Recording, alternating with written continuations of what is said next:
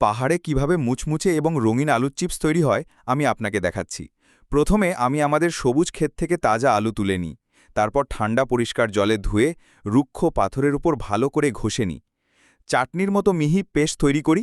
এতে চিপস একই রকম সূক্ষ্ম এবং গঠন পায়। এবার এই গুঁড়ো আলুটি একটি পাতলা পরিষ্কার কাপড় দিয়ে ধীরে ধীরে ছেঁকে নিন, যাতে রস এবং স্টার্চ আলাদা হয়ে যায় এবং কোনো তন্তু না থাকে। সমস্ত রস একটি পাত্রে সংগ্রহ করে ঢেকে দিন এবং সারা রাত এভাবে রেখে দিন, যাতে সমস্ত স্টার্চ নিচে জমে যায় এবং ওপরে থাকা জল আলাদা হয়ে যায়। পরের দিন সকালে খুব ভালো করে ওপরে থাকা জলটি সরিয়ে ফেলুন। নিচে যে সাদা স্তরটি জমা হয় তা হলো আমাদের আসল বেস। এটি সরিয়ে ফেলুন। ছোট ছোট টুকরো করে কয়েক ঘন্টা রোদে শুকিয়ে নিন, যাতে এটি সম্পূর্ণ শক্ত এবং শুষ্ক হয়ে যায়। এখন এতে রঙিন খাবারের রং যোগ করুন এবং এটি ভালোভাবে মিশিয়ে নিন, যাতে এটি রঙিন, সুন্দর এবং খেতে আরও সুস্বাদু দেখায়। এবার এই গুঁড়ো বেস থেকে ঘন এবং লম্বা বল তৈরি করুন এবং গরম জলে 2 ঘন্টা ধরে ভাপ দিন।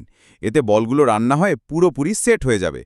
এবার বলগুলো পাতলা গোলাকার টুকরো করে কেটে নিন, পাঁপড়ের চিপসের মতো। এবার আমি এই চিপগুলো উজ্জ্বল রোদে শুকাই, যাতে এগুলো সম্পূর্ণ মুচমুচে হয়ে যায় এবং সংরক্ষণের যোগ্য হয়ে ওঠে।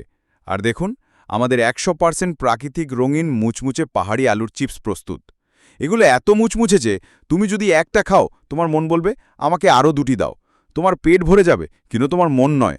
যাই হোক, তুমি কোন চিপস সবচেয়ে বেশি পছন্দ করো আমাকে বলো।